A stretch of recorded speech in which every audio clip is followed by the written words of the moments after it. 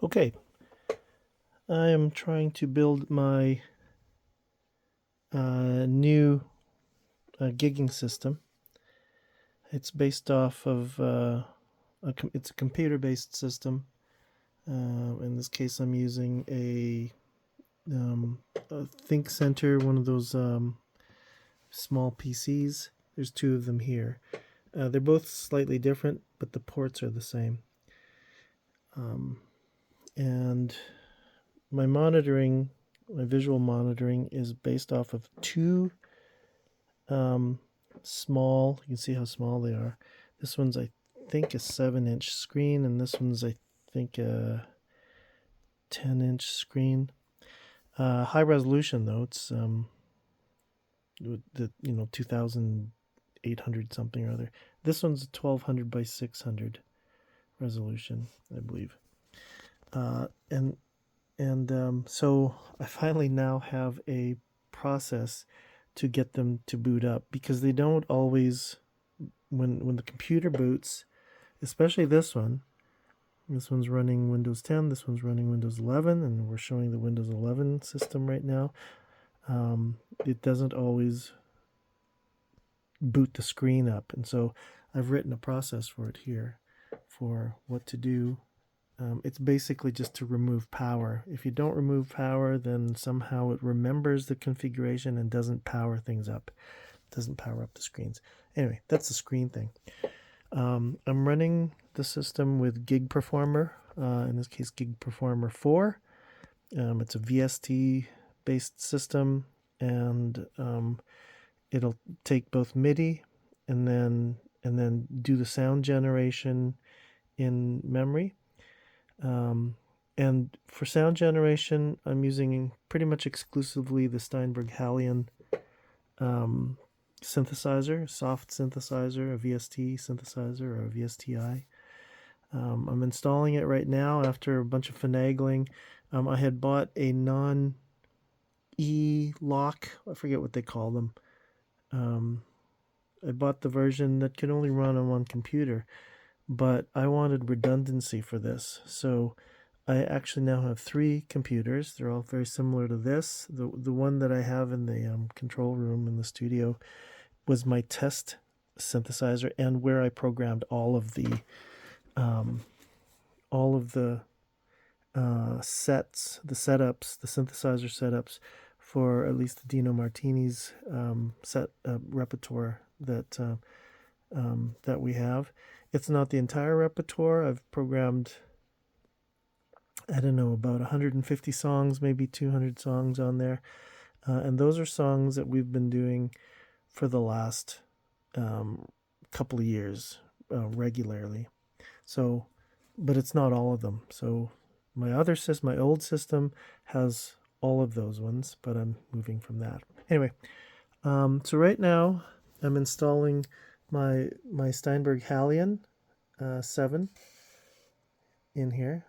Gig Performer is already installed, and here's it's the actual Halion, which is this one, is now installed. It's just doing some content and some other things.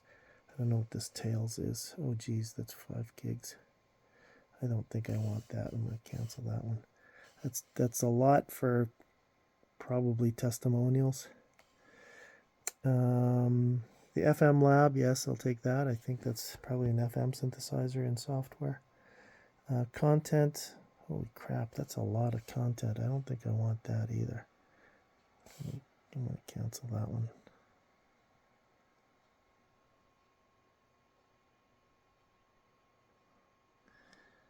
Okay, 30 gig. Okay, it's halfway. Let's just do it. Okay, now I'm gonna just take you over to my other system. So I don't have any synthesizer set up, but I'll show you what it actually looks like for a full setup. Okay, here's the other system. It's just booting up here. Again, it's a small PC. I think this one has a Xeon processor on it. I don't think it's a dual, but it's a slightly less powerful CPU. although I did install 16 gigs. So all the other computers have 16 gigs of RAM to run all of this. We still have a keyboard for this one. Here's the screen. Oh, I guess I turned it off. So let's make sure we turn it on here. Here we go. Okay, so it's booting up. That screen should show in a bit. In the meantime, oh, there she is. She's flashing. Okay, so I've got this so that here's my old rig. Okay, the 5 MIDI controller, USB MIDI controllers, and then they're all playing the sounds off of my Roland Fantom X7. This was the sound generator, and then these are all inputs. When I built this system, I said, well, okay, I don't want to have to try to remember the split points if I have just like say 2 keyboards. So instead, I built this rig so that it has multiple keyboards that feed into an iConnect MIDI, because that can take USB connections, and then feed the MIDI out through a DIN MIDI cable into my X7. And that has worked well for me for the last, I don't know, 13 or 14 years. Okay, so there's that. But I want to get rid of this, and this is a little heavy. I mean, I've been able to manage with it, right? Because it's an MDF board that it's sitting on, that all the keyboards are sitting on, and they actually are built onto some grooves like that. They're built on like guides that kind of snap into there's grooves underneath each of these keyboards, and so they're actually quite stable. Okay, but I'm now going to a different system, which is this, or at least I'm attempting to, which is now this system. 2 88-key controllers, semi-weighted. This one, and they're pretty much exactly the same. This is branded Alesis, the Q88. I think it's a Q88. Yeah, the Q88. And then M Audio KeyStation 88ES. Right, semi-weighted keys, full 88. And I may implement this too. This is a 49-key keyboard. I'm not sure. I was originally just going to do the 2 88-key keyboards, and here I would have designated split points all the time, right? In some songs I don't use all 6 channels. By the way, that's how each of those keyboards are. They're on a separate MIDI channel, and that's how the software knows what to play. So instead, I would just have 2 keyboards, ostensibly 2 keyboards, potentially a third one. Okay, and then all the MIDI comes out of those and goes into the computer-based system via iConnect MIDI. Oh, actually, no, I'm not. This is not being used. In fact, I should just turn that off so I don't use power. There. But it's going to this iConnect MIDI. This is an iConnect MIDI. This is the advanced version of the iConnect MIDI, which has audio in it. Okay, so the sound is generated in software from the computer and goes sent out by USB into the iConnect MIDI, in which case, or after which, it converts that data into an analog signal, which is these 2 cables, into a mixer here, and then from the mixer it goes out to some speakers. Okay, so that's how that works. Also in the iConnect MIDI are all of the MIDI data from all of the keyboards into a MIDI cable that goes into here. Right, so this is audio. Yeah, this is the MIDI data. This is the audio data coming from the computer. So computer, keyboards, and then that's power there. Okay, so the keyboards that I'm not using my Fantom X7 anymore, or for the new setup, but I'm using this keyboard and then those 5 keyboards that I had previously. That's how I'm programming everything. Okay, now I'm going to just to demonstrate what happens here. I'm going to select Gig Performer 4 here. Let's going to boot up. There she is. Loading a set list. Very big set list. Here it is. Not a big set list. It's the workspaces, the rack spaces. Okay, and there's 150 or whatever it is. Takes quite a while. So during a gig, I would not start this up just before I play. I'd start it up as part of setup, and as usual, I take about 20 minutes to set up my keyboards, but I'll need another 10 minutes probably to just make sure the software is talking to the hardware properly. So that's how this works. And I see it's still loading. Those are all the songs. Sweet Caroline, the middle, and it's running Halion 6 here. This one I have not yet upgraded to Halion 7, which is what's on the other two computers. I may not upgrade this to 7. I may use 7. I don't know. Maybe the licensing will know this. If it doesn't, I'm going to use my third license because I can install Halion on up to 3 computers.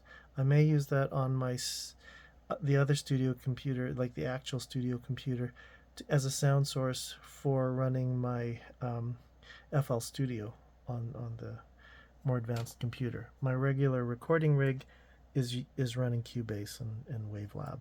Okay, so here's the rack spaces. Okay, I have to check to make sure that if there's any MIDI data running, it looks like it's not connected. So I have to finagle this a little bit. Let's see, there's no MIDI data, and see the MIDI thing there? There's those 2 bars beside it, the equal signs.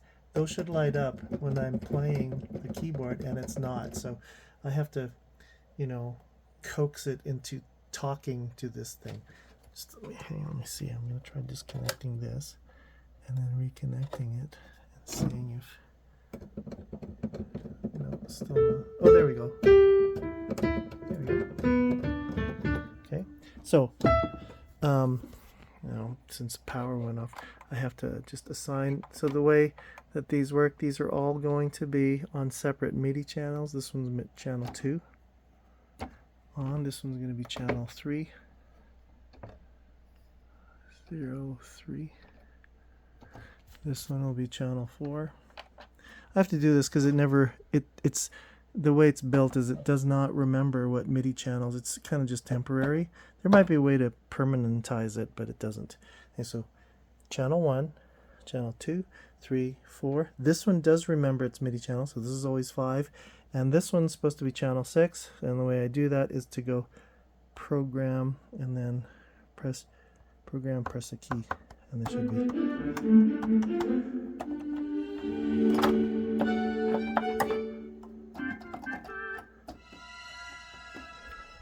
Piano. So all different sounds. They're all separate MIDI channels, and each of my setups has, here's that piano I said, that's channel 1. Channel 2 has that organ. Here, the organ. Channel 3 is the string.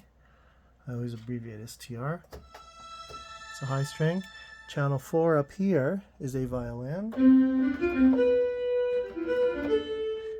Channel 5 is the main string. It's a deeper string. And then finally channel 6 is another string. More cellos or something, so deeper string. And if you notice, the way I programmed this interface was there's little LED lights, software LED lights that light up whenever something goes on that channel. So there's something triggering on that one, so you can see some light. Yeah, and then this one, channel 2, there it is. Channel 3 getting played, lights up. Channel 4, channel 5, and finally channel 6. So that's an extra indicator for me to know that the MIDI data is coming in the right channels. Okay, and so that's when I'm building things. You can see the huge list of rack spaces, all a bunch of popular songs. I guess only 160. There's more than that. I think maybe closer to 120. And then here's my wiring for this. It doesn't look that bad, right? And this green one is the sound generator plug-in. This is Halion 6 here. So that's where all the sound is getting generated. If I double click on it, we can see Halion, right? Here's all the different channels, and this is where all the programming happens for the actual sound, right? And it's quite complicated. I had to learn all of this brand new. And then when it comes to play, so I've programmed all the different sounds. There's 6 MIDI channels, but sometimes I layer sounds. So you can see, let's see. See channel 5. Channel 5 has 3 different sounds on it. The A5's on here. There's 3 different sounds that are layered onto there, and then channel 6 is one sound. So once I've finished programming that, I'll shut that down. And then, we go back to the panel. I can adjust this panel from here. I can rename stuff. But the main thing is to go into the set lists, and I will build set lists from this. So here's a master set list, but I can pick another set list. So this one, I recreated my set list on the iPad and Fantom X7 here. So just as a test ground. And some of the sounds are actually better than what I had. So this is how I would simply just go through this list as I go through songs, right? And it'll change all of those. These are all just cues for me as I change them. And so that's how all the sounds change on the fly, right? I just have to select the next sound, the next sound set on here. One thing I'll add, which I do have a little bit on my, the old system with the iPad, is one of the things that I really needed was a lyrics view, which is this extra window. And this is my cheat sheet so that I can actually look at the lyrics if I need to, if I don't know them very well, or if I can't, or if I forget them sometimes, then I'll have this set list or this lyric sheet that I can look at. I can, I think, potentially show sheet music and stuff here as well if I need to, but generally I don't. I know my chords, so I don't have that. Now, because I know that feature is there, that's what I have working on the new system, the smaller one with the 2 screens, where I have this part on the left screen, and then this is the lyrics that are to be displayed to me, right? So I'm discreetly showing my lyrics and my synth setup, and I'm not going to have this big iPad screen sitting right in front of my face. I want to be a bit more discreet so that I look like I'm communicating with the audience. So it's like having a cue card or a teleprompter for me on stage. So that's the new setup. So I've been programming it all here, but I'm going to take the rack mount space files and the set list files and copy them over to those other 2 computers. And those are my backup. One of those will be my running system, and one will be a backup. So I have redundancy on here. And the reason why I did redundancy is that it's cheap to buy these little small computers, because some of them are getting old. They came around in the early 2010s, 2015s, and all that. So they're cheap to buy. I can throw in a bigger SSD drive in there. Some of them, like I think one of the other ones, takes a NVMe drive SSD, and I've upgraded all of them to 16 gigs, and I did that pretty cheaply. Still much cheaper than if I were to buy a high-end synthesizer, which is, if you were to get something brand new. I rarely get things brand new, but still, like used things. This one is, when I got it a long time ago, 15, almost 20 years ago, it was $1,800 or so, maybe a little more. No, I think I managed to talk him down, the guy who was selling it, to maybe $1,400. Still, that's $1,400. I can get 3 of these computers at roughly anywhere from $150 to $200 each, and I get 3 of them, and that's still less than 6 of these. And plus I have to get software, which, you know, that adds another roughly $400, maybe $500. I think it's more than that, right? But it still comes out cheaper than a big full-featured synthesizer. So that's a new system. I'll do another video with when it's all up and running.